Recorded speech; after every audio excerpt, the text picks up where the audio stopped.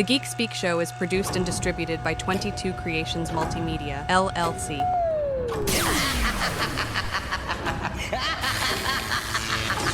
This is the Geek Speak Show with Henry San Miguel. Interviews, reactions, and discussions about almost everything in geek culture, especially things you may not have heard about in your social media feeds. Like what? Keep listening. This episode is sure to introduce you to something new.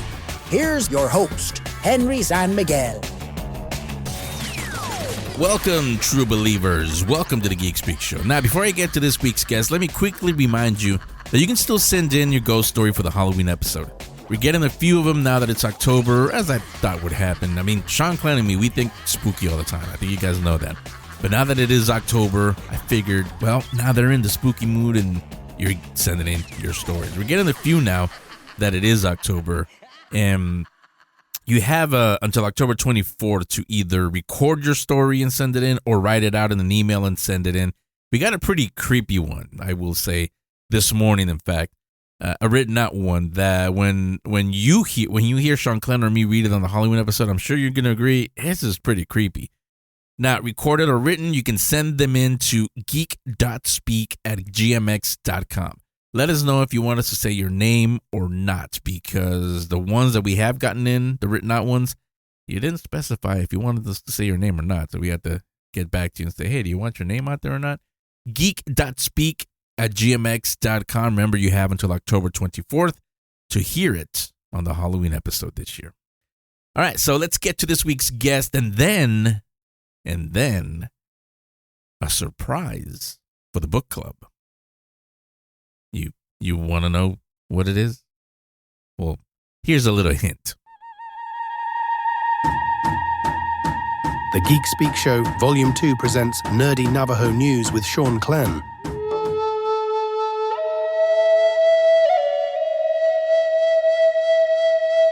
Oh, yeah, hey everybody, my name is Sean Clan with Navajo Nerdy News. So, are you ready to learn what's happening in geek culture this week? Because I am.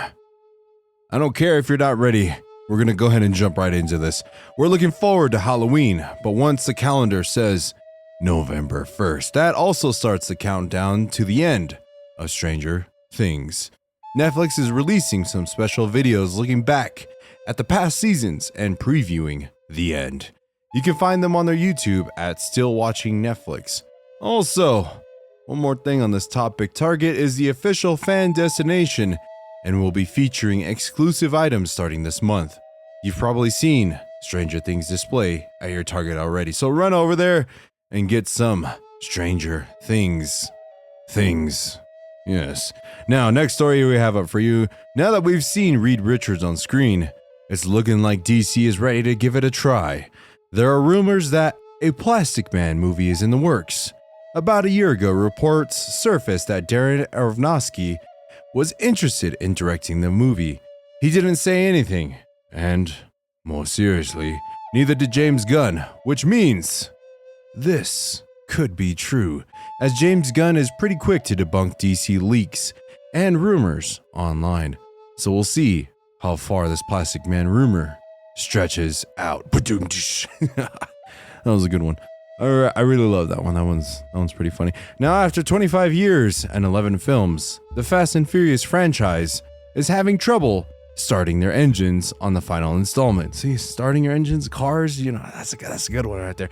Fast X Part 2, according to the report from Wall Street Journal, the movie still doesn't have an approved script, an official release date, or even a confirmed cast. Well, Jason Momoa has to be in it, so I'm gonna watch it, So Universal executives aren't certain they'll make the movie unless they and the filmmakers can find a way to produce it far more economically than Fast X Part 1, which barely earned a profit despite earning with $714 million worldwide. That's a lot of money. It's probably a lot of nice cars. You have a lot of talent to pay. So, hopefully, we can get a part 2 here very soon. Now, here's another story for Henry's generation. How many of you remember Thundar the Barbarian? I don't. But for those of you who grew up in that generation, maybe you guys do.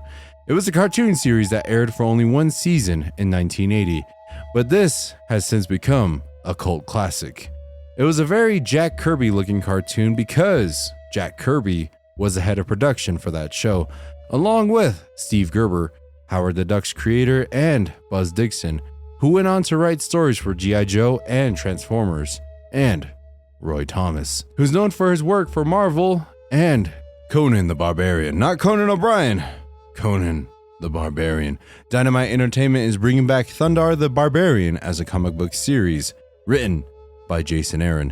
The new comic book series will launch in January 2026, so you do not have to wait long for that. Just a couple more months, you could do it.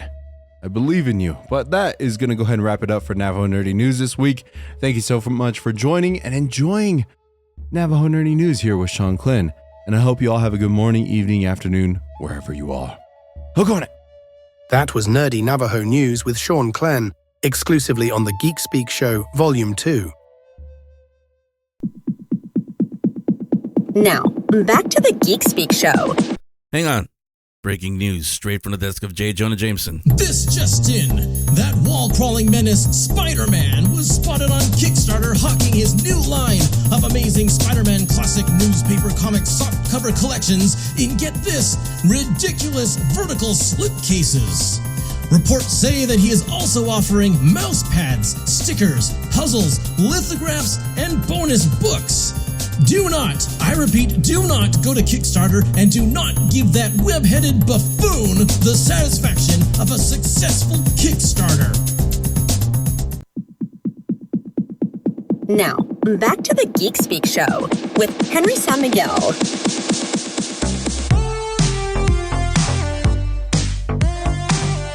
We've all read and collected Spider-Man comics in all of their iterations. The Amazing Spider-Man, Peter Parker, The Spectacular Spider-Man, Web of Spider-Man. Back in 1977, The Amazing Spider-Man swung into newspaper comics pages, and it was written by Stan Lee and drawn by John Romita. It was classic Spider-Man adventures featuring characters we knew and introduced new ones, like the Rattler. For 42 years, the daily exploits of your friendly neighbor Spider-Man were seen in newspapers across the globe, and if you've never had a chance to read the Spider-Man newspaper strips, you're in luck. Clover Press and the Library of American Comics, they're bringing the collections back to print in an affordable softcover format. I invited Clover Press's publisher, Hank Kanalz, on the show to tell you all about it. Welcome, Hank. How you doing? Good. I'm doing good. Thanks for having me. Thanks for coming on. So like I said, tell us about the Amazing Spider-Man classic newspaper comics, the Kickstarter campaign. What's it all about? Well, we wanted to kick it off with the original years that Stan Lee and John Romita did. It's basically the most popular years that had run through the strip, and it's the most sought after. The books had come out in hardcover several years ago, and they're kind of hard to find now. Some easier than others, but for the most part, out of print. And we felt that this would be a good time to start re-releasing them. Yeah, and I can't believe that we've come to a point, at least me, that where I have to say this. It makes me feel ancient, really. But there are some new Spider-Man readers that have no idea what a newspaper is, let alone what a comic strip is. Yeah, makes me feel old when I say it. But for those that are wondering, like, what do you mean newspaper, comic strip? What is that? For them, what are those? What are comic strip Spider-Man adventures? There used to be these things called newspapers that were delivered to your door every day. Instead of clicking on the internet, you get a paper on your front doorstep, and it had all the news that was fit to print. But a lot of times, and certainly in my household, the most popular section of the newspaper was the cartoons, the strip page. And certainly when the paper hit, we would get to divide up the paper in our house, and I'd get the comic strips. And this is one of the strips that would be running in our paper. Same time as like Doonesbury and Bloom County and Peanuts, all these fantastic daily stories that are they're still around, but they're not as ubiquitous as they were back in the day. Yeah, I mean, sort of tongue in cheek when I said that, but my kids, they're in their 20s now, but they did get to experience the end of the newspaper era, I guess, so they know what it means. But their cousins, their younger friends, they have no idea what we're talking about. So to them, again, like I said, I feel ancient when I have to explain. It's kind of like when I have to explain what's a record. What are you talking about? I was like, really? Even a CD, people are starting to say like, "What's a CD?" And like, okay, I'm really old now. But yeah, you're really dating yourself, Henry. Yeah, we'll stop there. But what do you call it for the first volume for the Kickstarter campaign?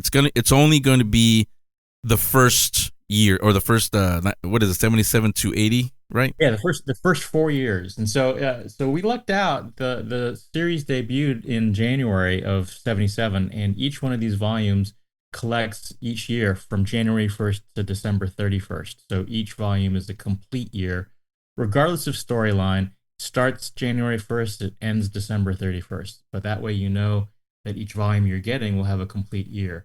I think in the past, when strip collections were done, depending on what kind of strip it was, people would collect them by storyline. That way you're not left hanging in the middle of a story. But we're finding that it's much better and much easier to collect by year, and then you can just pick your year off your shelf and enjoy the year, and you can see what was going on in that year. You can see everything from that year reflected in the strip itself. Yeah, it's because I did read them, not religiously. I didn't always get the newspaper back then, but were the stories in order, or did it go all over the place over a year?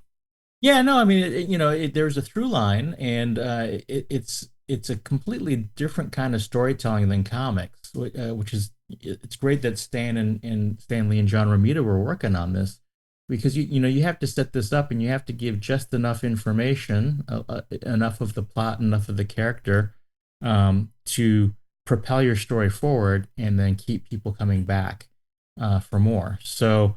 I know a lot of people would just stack up their strips and then read them in a sitting. Other people would, cut out the strips and, paste them in an album and read them that way. And other people just religiously opened up the paper and read each strip each day. And it's interesting when you read it collected in a book. If you imagine what it would be like reading each strip on a daily basis, it's a completely different way to consume your media. Everyone binges their media today. Again, to date ourselves, we used to watch TV shows that would air once a week, right? Yeah. And take a break in the summer. But by the time you're done watching the show, after 22, 24 episodes, you get a complete arc told in your season. The strips are probably paced a little differently and more like a soap opera, because it's giving you that daily content. But yeah, having them collected makes it much easier to binge. You can sit down and you can read a whole year in a couple sittings, or a very long sitting. And then it's also neat to see the evolution of Romita's art through the years. And then, of course, again, while they kept certain things consistent, like Spider-Man's costume, you can start to see the evolution of different fashion trends and different things that are happening in the 42 years that the strip was being published.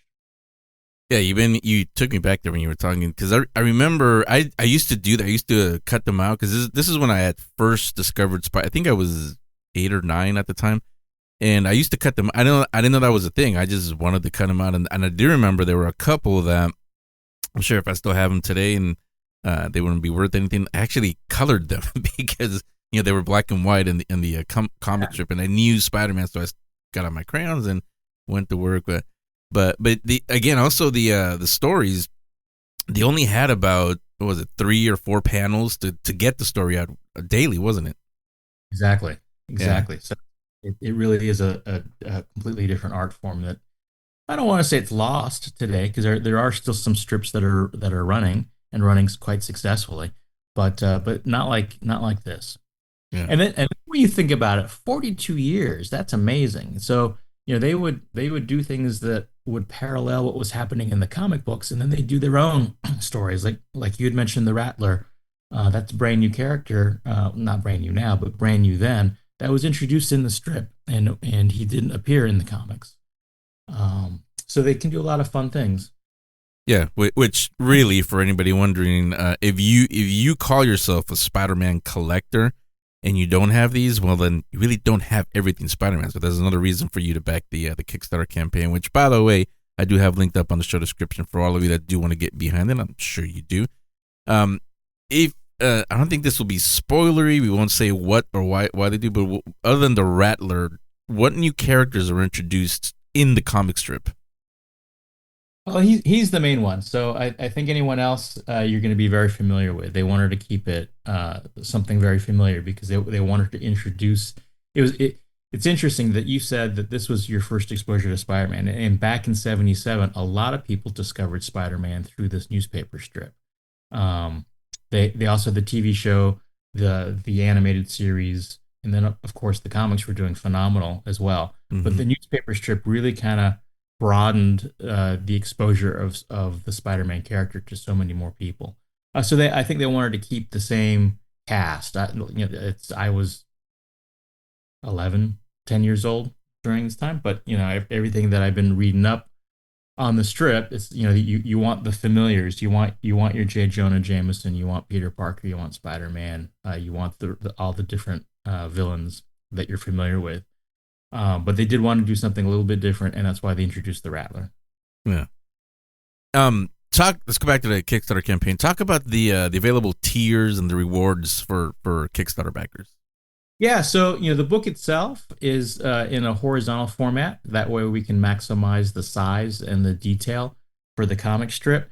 But a lot of people have bookshelves that are a little more shallow, so it's a little harder to shelve a horizontal book that's 11 inches wide and 8.5 inches tall. So we've developed a vertical slipcase that you can slip your horizontal book into, and then you can shelve the slipcase on your bookshelf. So it helps protect your book, and it helps organize your shelf. So each one of these years will have a different set of cover art, and then the slipcases all work together so they look very unified on your bookshelf, designated by the different years that we're releasing them in.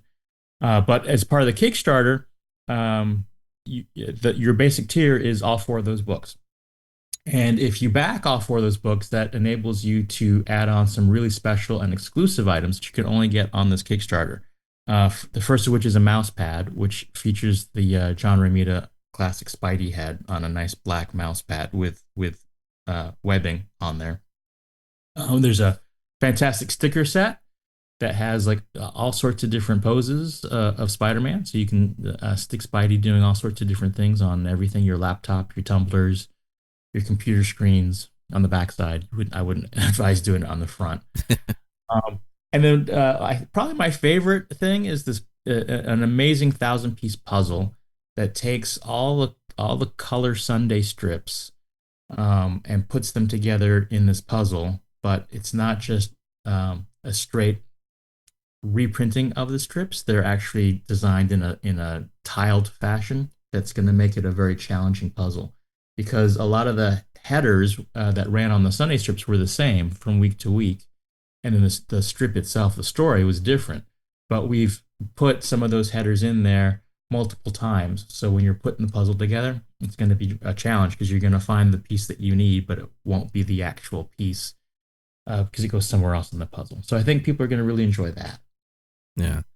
And again, I have everything linked up on the show description for all of you guys. I mean, for me, that's why I'm gonna donate the mouse pad. That's what I need here in the studio for me. Right. Sure. Everybody responds to something different, and I get so many comments. It's like, well, I don't really want a mouse pad, but I want the stickers. Well, I don't want the stickers. I want the puzzle. And we actually have the ability to put them all in there for a nice special price. You can bundle them together, or you'll be able to order most, but not all, things separately. There's another item that we added actually that is super unique.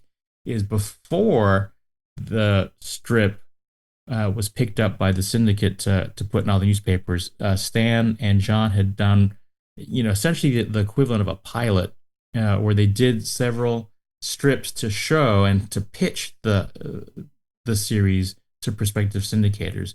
And so they actually put together several dailies to show how they would do it, how it would look, how it would pace, how it would read, and that had never seen print. They ended up not using those strips as part of the regular storyline, but we've collected those in a nice special mini hardcover that presents the strips. I want to say the first time in this format for sure, and certainly it's been a long time since anyone's seen it. I think Marvel reprinted them in a special souvenir book that they had done in the, I want to say early 80s, might have been the late 70s, but up until now, really not available or seen. So that's a really nice additional piece. Yeah, I was going to say, talk about an exclusive. And really, if you're wondering what that is, you could think of it today kind of like a proof of concept is what they would call it. Exactly. Yeah. Again, I'm dating myself when I say a pilot, right? Where they film a whole hour-long episode to show the networks what a show would be like. So. Yeah. Well, the Geek Speak show, I have both. I have actually our audience, our generation, but also the younger audience. So for you guys, you're wondering like, what are you guys talking about? It's right. what you guys would refer to as proof of concept. That's what that means. But again, an exclusive. So another. Is there? I don't have the Kickstarter in front of me open. Is there a tier where we can get everything, all the rewards? Yes, sir, there is. So one of the things that we try to do in all our Kickstarters is what we call the works, and basically it's a one-click tier that you can get everything that we're offering. Okay. Well, I'm asking that because I was actually thinking while we were talking about the mouse pad and everything.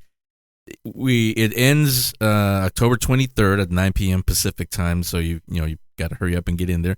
But if you get that reward, the one that gives you everything, like Hank was saying, if you want it for the stickers or for like me for the mouse pad or whatever it is that you want, everything else, we got the holidays coming up. There's some gifts right there. Use it for that too.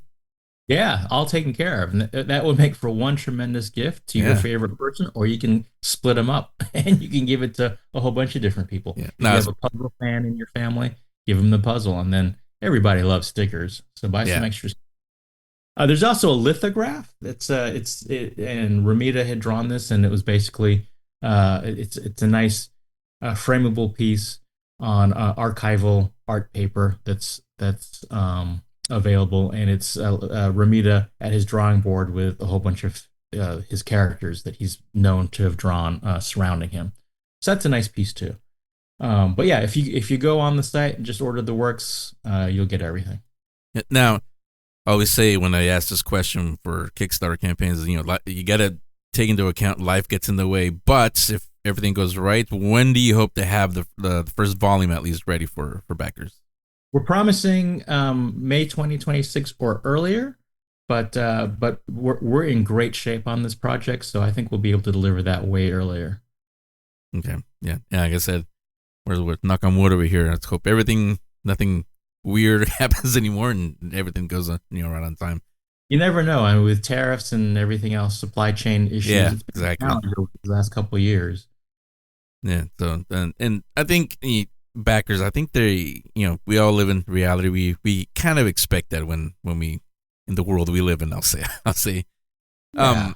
So it's interesting because the Kickstarter community or the crowdfunding community is a very patient bunch. You get your outliers who get a little cranky about things, and rightfully so if there's a delay. But I think for the most part, people understand that life does happen, and as long as we have a great record on fulfillment, we have 100% fulfillment rate. So as long as people are getting what they're backing and in a somewhat timely manner, they're for the most part super supportive and super polite. Yeah. It's Is it only going to be available for the backers, or are you going to make it available to everyone eventually? Oh, the books, we hope. I mean, it's the Kickstarter is performing very well. I would say it's exceeding our expectations. So we do plan on making the books available to the comic shop market and the book market. But the only place you can get these other items, they're exclusive to Clover and to Kickstarter. So if you're interested in the puzzle or the stickers or the litho or that little mini book, you should get it on the Kickstarter. Yeah. So what Hank is saying, without saying, is don't wait till maybe see if it goes on. No, if you want it, get in now and get it. Exactly. There's another item that we added to our campaign, and back I think it was 1980, Pocketbooks did a full color paperback book where they took the comic strip and cut it up and reformatted it for a little trade paperback, a pocketbook, right? Mhm. So we actually are doing a facsimile reproduction of that book, and it's amazing too because we put out a lot of social media ads for this project. So many people have responded. I have that. I used to have that book. I still have that book. I have my book, but it's so well worn. I'm going to buy another book. So it was a very beloved book back in the day in the 80s. But we're doing a reproduction of that. So it's the same content as what you get. It's cut down and edited quite a bit, but it's the same content that you get in the volumes. But it's a nice little historical facsimile that, again, if you're a completist, you're going to want that book as well. Yeah, you're actually gonna make me go into my library because I think I have one of those. I remember I have one of those. I found it when we were cleaning a couple years ago, and Right. I don't remember getting it or where I got it, but it's there. I can't, as we get older, the print is a little too small for me, so I got to get like a magnifying glass or something. But I think I have one of those. So yeah, I'm not surprised to hear that you're taking everybody back and saying like, yeah, I had that or I have this. So yeah. Now besides this one, the Amazing Spider-Man Classic newspapers, is there anything else as we come to the end of the year that we should look out for from Clover Press? Sure. We just concluded another campaign for a very similar format, which is for the complete Dick Tracy that we've launched. And for both of these series, our intention is to actually collect all the years. So I would say, based on the response to these first 4 Amazing Spider-Man books, there's definitely a demand and an interest to collect more.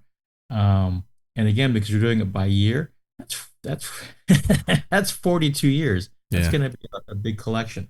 But we already have requests from people for doing their favorite years. It makes for a great gift because you can buy the year for someone. If you're someone's born in 1993, you can buy them their year. And then there's something for everyone in every year. So I think that's something you should look at. But as far as what's coming out from Clover, we just released the Marvel art of Michael Allred.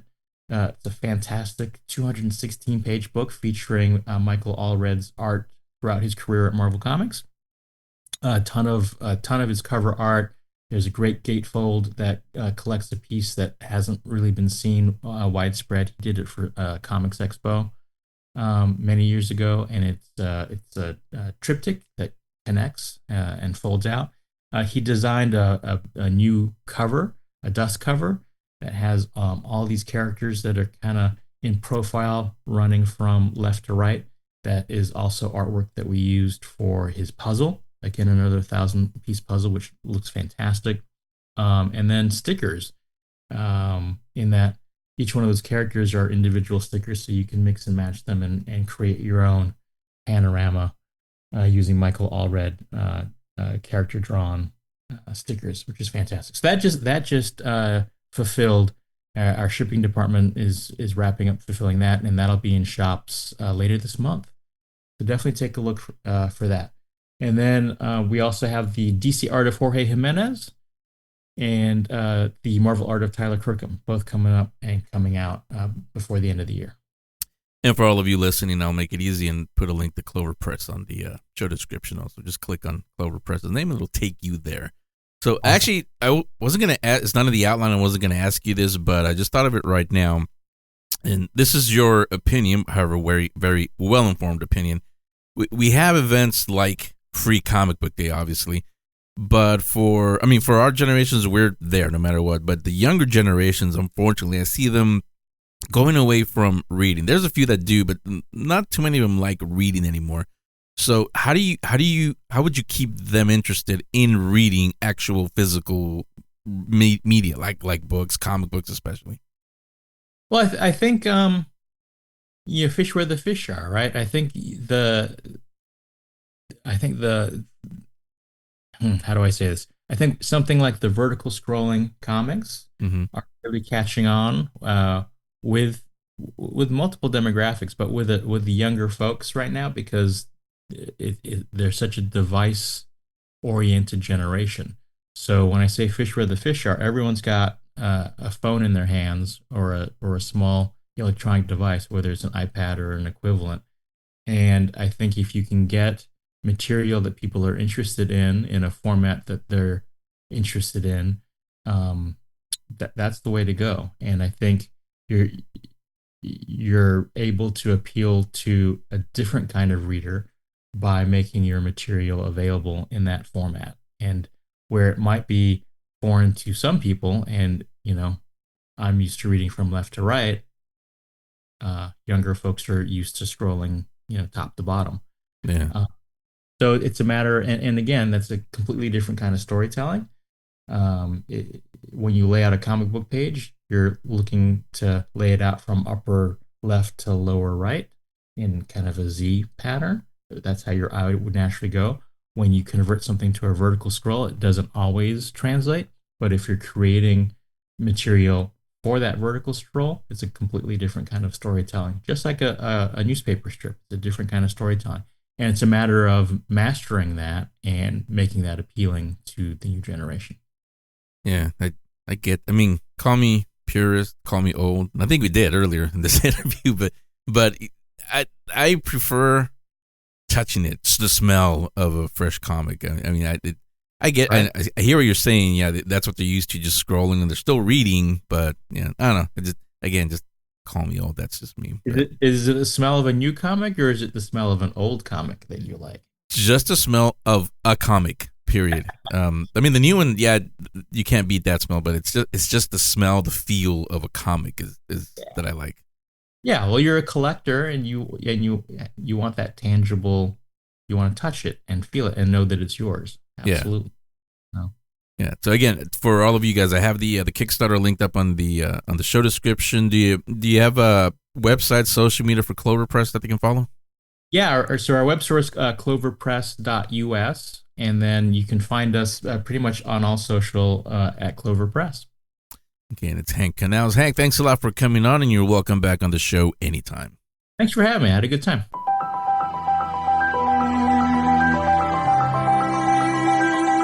This is the Geek Speak Show Book Club.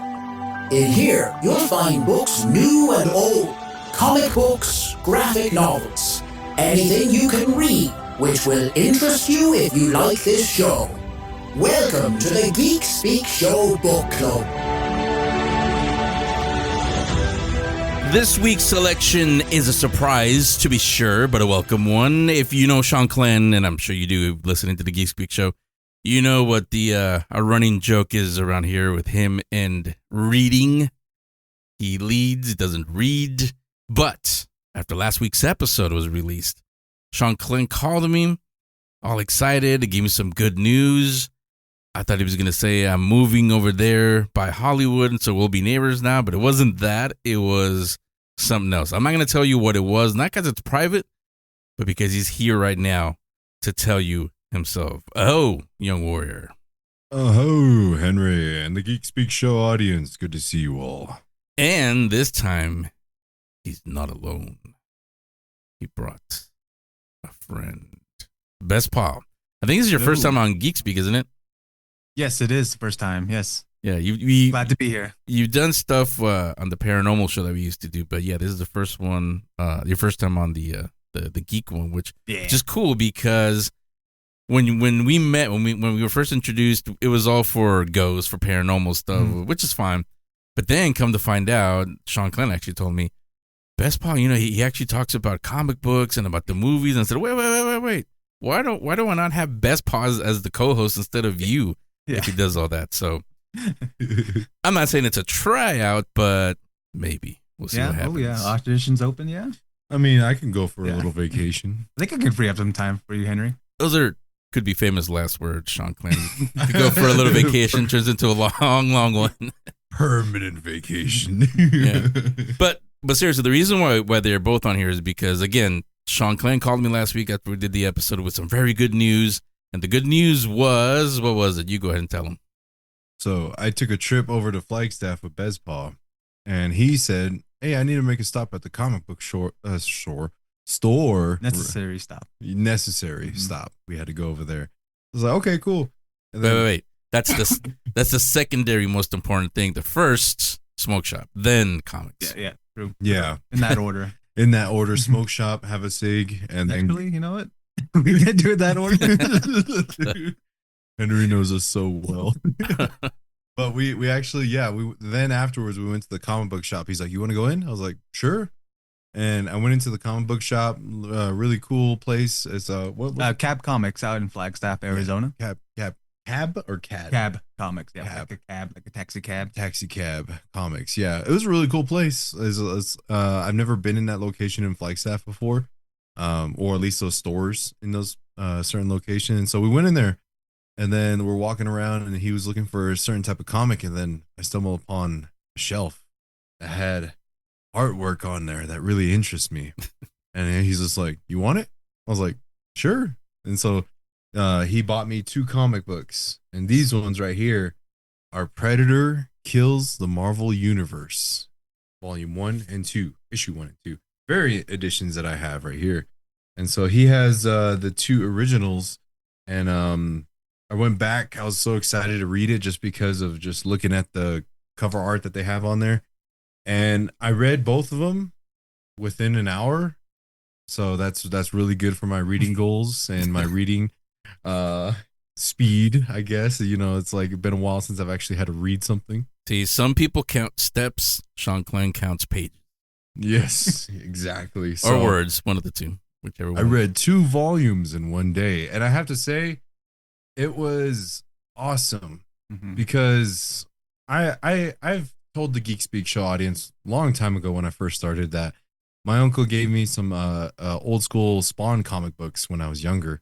And they were really cool. They were really interesting, but they were like in the middle of a long story, and I didn't know what was going on. And, you know, they already had them. And so I'm pretty sure the series are already completed by now.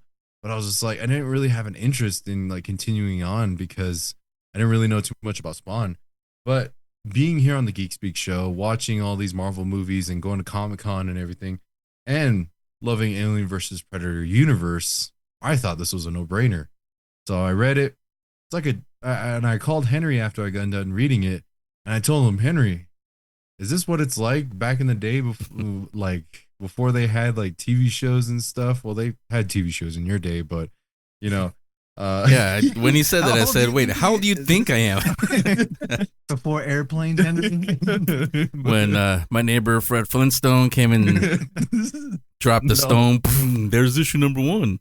But like, it was like a light that flicked on in my head. I understood the love for the comics. It was like I read the first 2 volumes. At the end of the second one, it was just like give you like a little teaser of what the next issue is going to be about, and it tells you coming in October. And I was just like, hell yeah, I'm excited for October because I get to continue the story. And I made the analogy to Henry is like, this is like how TV shows announce like their future episode that's coming out next week, but in comic book form, which was really cool. Yeah. Well, see that what you said, and then I'm glad Best Paw came to my defense in a way. How old do you think I am? But this is how it works. Sometimes I forget how old you actually are because you're very wise. You're very mature. You carry yourself very well.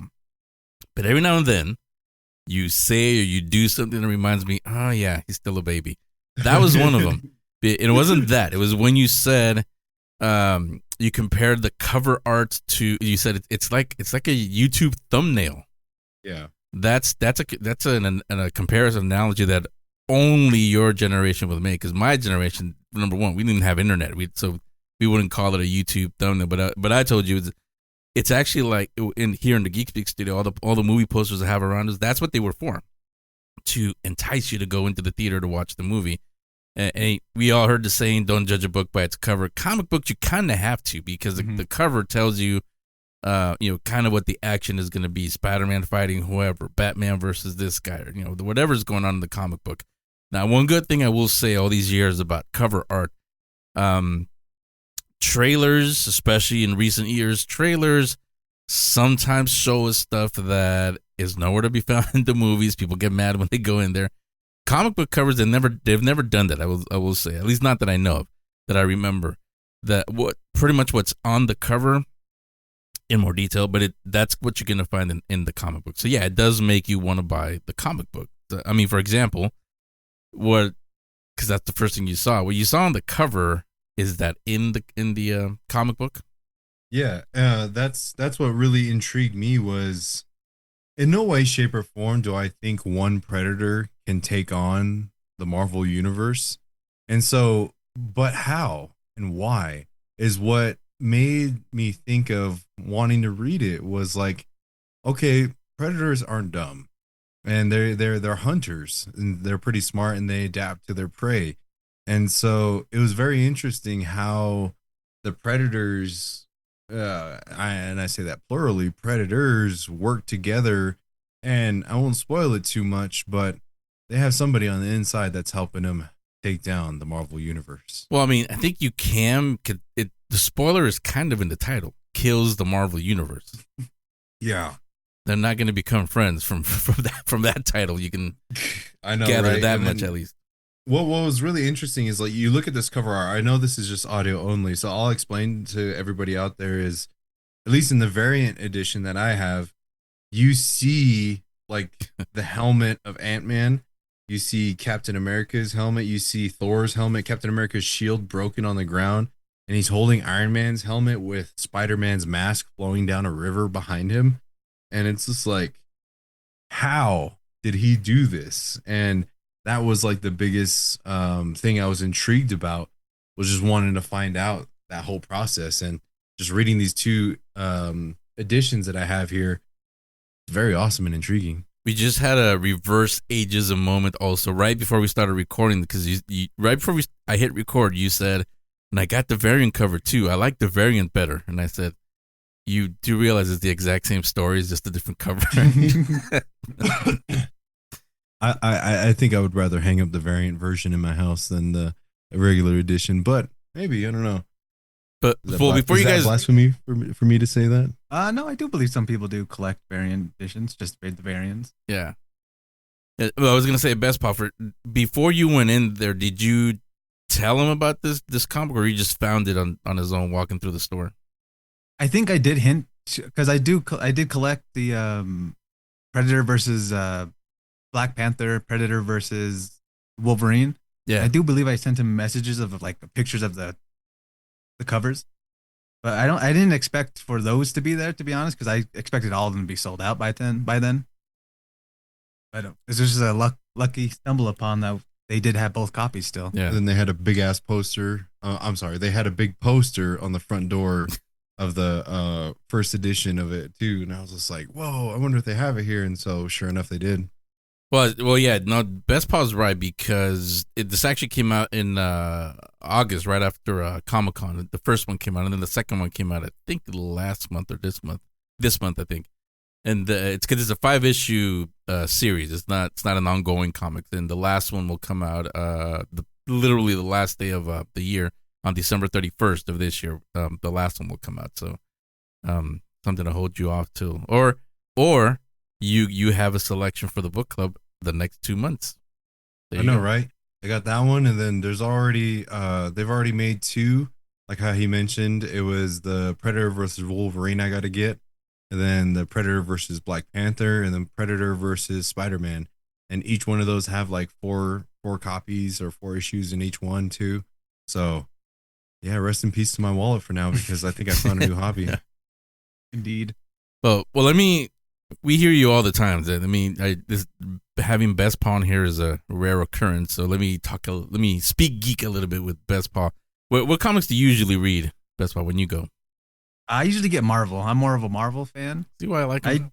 Yeah, I get Marvel. I like my favorite is Ant-Man, specifically Hank Pym Ant-Man, not Scott Lang Ant-Man. I'm sorry, but I just like the sophistication of Hank Pym, because he created Ultron, and Ultron came from what he was, and and then he turns into Yellow Jacket, which is really crazy because he just basically turns villain. And I do have the comic books where he hits his wife Janet as well, which is kind of crazy. And then he goes on trial with the Avengers. It's a crazy time for Hank Pym, but I like it. I enjoy the complications of his life. You know, Sean Clan, I know it's your friend, but you know how you said you could use a little vacation? Yep. Starting to look like it should be a long vacation. I know. That's why I said, I was just like, you know, after we went to Comic-Con, I was walking around and I was just like, dang, Best Paul would just love it here. Mm-hmm. And so, like, in just the normal conversations that we have, I was like, I think you two are going to hit it off. Yeah. Well, I mean, we did when we first met, but it wasn't over this, the paranormal stuff, but really, it was also because Best Paul also knows audio production, which, that's my kingdom also. So we bonded over that. We used to nerd out about that kind of stuff, or would ask him questions about microphones and show him some stuff. So I like talking to the Best Paul about that. But I think it was the first time, because I've said it many times, the reason why the Geek Speak show is back is because of Sean Clan, because he kept asking me every time we did anything, Henry, so when's the Geek Speak coming back? Henry, so when's the Geek Speak show coming back? Mm-hmm. And then he would mention, Best Paul and I, we went to watch this movie, and he talked about this. You guys broke it. You did, I think, a couple of videos where you guys broke down some of the movies or shows or something. And the questions that you were asking, Best Paul, I was talking out loud when I was watching your video. And that's when I called Sean Clan. I said, wait a minute. Why are you the co-host and not Best Paul? He knows this stuff. Let me tell everybody in the audience, you guys don't see the video, but I just saw stars light up in Henry's eyes when telling him his favorite part of Marvel and everything. That's the glare from the lights in here, actually. And then it's just like Henry's just like, yes, Best Paul understands. Nah, I didn't think that. What I was thinking actually was like, well, Sean Clan, we had a good run, but October 2025 is when it ended. Halloween spooky month of all times. Yeah. No, but I'll say it here publicly. I invite you, and Sean Clan can too. He is part of this show. Join us on the dark side. Come to our join us next year at. We can do both. You can do WonderCon and Comic-Con. I always do that with new people. WonderCon, Sean Clan can tell you that's the chill one. It's fun. Mm-hmm. There's a lot of stuff there, but it doesn't have the chaos that Comic-Con has. You can still walk around and talk to different artists and different things. Comic-Con, you're lucky if you can walk. Yeah, we always do we call it the shamble. Wherever the crowd goes, that's where you're gonna go, because there's no way you're gonna get anywhere around there. And there's literally something happening every second Mm-hmm. you know what it is at Comic-Con. Oh, yeah. Best Paul next year. Well, I can tell you something when we turn off the microphones here, but there's something special that's going to happen in the Hall H panel from Marvel that I think you're going to like if you're in there. So speaking of, well, let me wrap up the book club. It's the Predator Kills the Marvel Universe, number 1 and 2. They got both of them. It's a 5-issue series, like I said, is written by Benjamin Percy, illustrated by Marcelo Ferreira. That it should be available in some comic shops. If not, like I always say, politely ask them to order it for you, or you can get it online. But I always say support your local businesses, local comic shops, and buy it there at the local comic shop. Because that's one business we don't want to see go away is comic book shops. Because definitely think of it this way. Remember how we all felt when Toys R Us disappeared? Mm. You don't want the comic book shop to disappear. It hurts a little bit. Yes. Just opened a new wound. Yeah, but again, for this one, you'll find a link to the book on the book club page on the Geek Speak Show website. But before we wrap up here, I do want to do this because we have Best Paul here.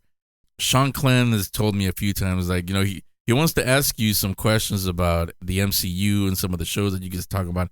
So now that we're here, I can see you, but they can't see. But now that we can see each other, what were some of those questions that you have? I will say before you say anything, go ahead and ask whatever you want. But if I can't answer, I may know the answer. But if I can't answer you, I'm just gonna say, not yet. Can't tell you that yet. Where do you think they're gonna take the Sentry character from here? That'll be the first one. Can't answer that one yet. Okay. Okay. But I'll just say there is a big plan for for that character. Oh, nice, perfect. Because I like Sentry. He's one of the first characters I really like. Bob.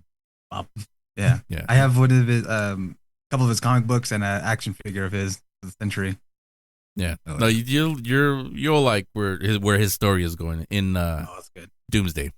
I'll say that.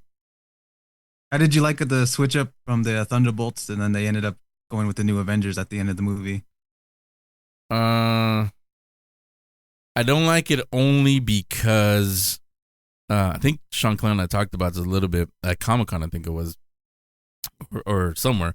But why I don't like is not the name change itself that I don't like. What I don't like is that Marvel Studios, they have a big job right now. I mean, again, we just talked about it, what it felt like in Hall H. The excitement is through the stratosphere again for Doomsday next year.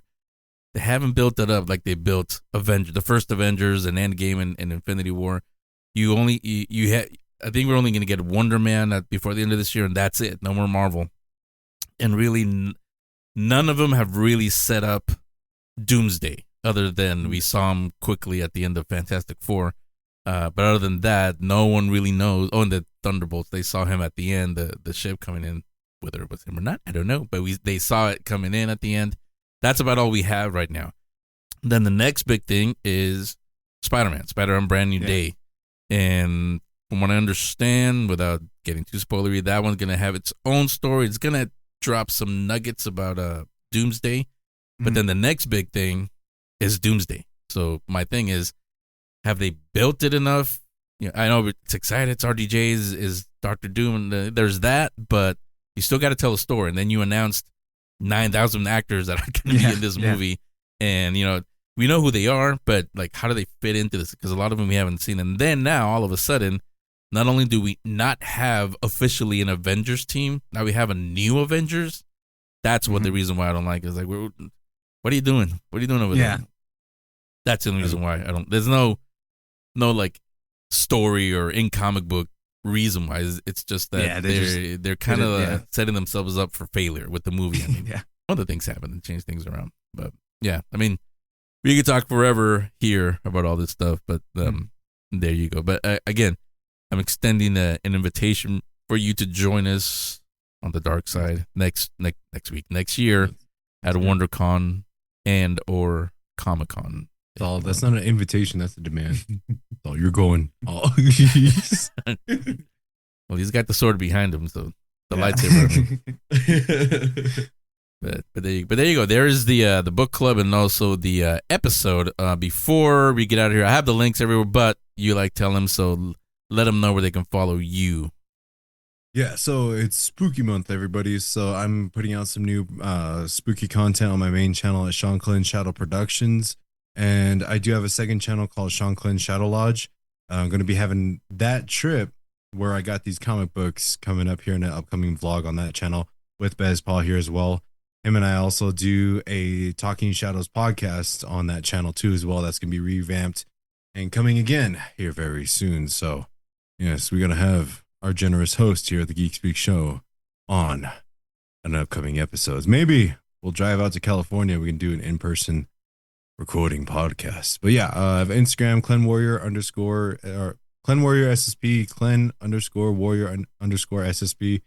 And yeah, Clan Shadow Lodge SSP for my second channel, Instagram. And then now, which is really amazing, is I have a Spotify account now to where I will be uploading our podcasts on there, as well as Creepy Tales audio only on there as well. So go follow me on Spotify, Sean Clan Shadow Productions. See, one of two things. You need either a house, a website, or a link tree, one of the two, because you're starting to get too many branches now. I do have a link tree, so maybe I'll send that to Henry. Just go to the link tree. Everything will be there. Yeah. Because I was telling them before we started, you give everything out, because I get confused, especially with the Instagram, with the new ones. Like, wait, what is it? That's underscore this and go get a cheese pizza and then go over here. And like, okay, you tell them. But now you know how I feel after every episode. I'm doing an outro and I got to list all those things. So I get mixed up all the time. But yeah, I'll send the link tree over to Henry. Well, wait. Here publicly, I do have to ask. Yes. I did say that this year, some of the Geek Speak treats you'll be able to watch. I didn't say who, but I'll say now. They're supposed to be Sean Clan's Geek Speak treats. Yeah, Mm-hmm. I'm gonna be doing it. So I hope you're ready. Next I got a year, really good but I'll do story. it. I'll do it. Just wait. It's coming. It's gonna be very special. It's gonna be awesome. Yeah, because he has the audio one that he mentioned. I think it just came out last weekend, so it's still there on Sean Clan's Shadow Productions YouTube. It's on there. It's not a video. It's an audio only. So you can listen to it when you're driving or wherever you're doing. You don't have to sit there and watch it. You can just have it play in the background. It's pretty good. I mean, I know because I'm an audio guy, so I can say it's very, very good. But I liked it, but I was also mad at the same time. I was like, because I said, wait a minute. You can do yours, but you can't do the Geek Speak Treats ones. Yours, I'm gonna spend a little bit extra time on there to make sure there's no errors. And Remember it's how perfect. I said that I could use a short vacation, could be permanent? Yeah. Best Paw, you want to do one? Yes. Geek Speak Treats? I'm still here. Yeah. I'm still here. I could. Yeah. Right after this. I wish we were Sorry. doing video right now. Sean Clan just looked like he was about to cry. It's okay. I'll be a sponsor of the channel. I thought you were going to say the usual. Oh, tell my mom. She used to like you. Now she won't. Mom, he got rid of me. Oh, but there you go. Best Part, you want to give out anything, social media, anything that you have?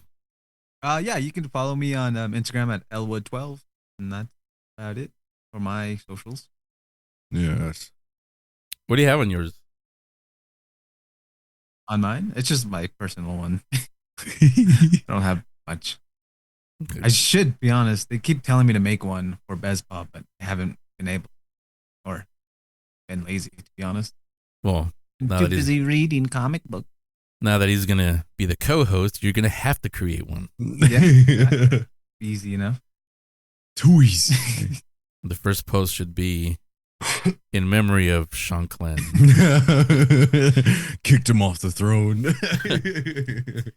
And, well, come back next week. We'll speak more geek, and you'll find out, did he go on a vacation or is he still here? See, another reason to come back next week. And also be on the lookout for more Geek Speak Treats episodes. There'll be a few, and that again, Sean Clan will be. There's a couple of video ones. It's not all Sean Clan, but I really want you guys to listen to Sean Clan's because I know you guys for all these years you've loved the spooky stuff. They're spooky, but I've told you before. Then there's what Sean Clan does. You might not be able to sleep at night. I'm serious. Watch. So we'll speak next week. More Geek Speak Treats, more everything. Bye, everybody. While you wait, you can learn more about the show and the guests at thegeekspeakshow.com. Follow the show on social media at GeekC on Instagram, The Geek Speak Show on TikTok and Facebook, and Geek Speak videos on YouTube. If you want to be on the show or have any questions or comments, send an email to geek.speak@gmx.com. Henry and Sean Clen will return next week with an all-new episode of The Geek Speak Show. The Geek Speak Show was produced and distributed by 22 Creations Multimedia, LLC.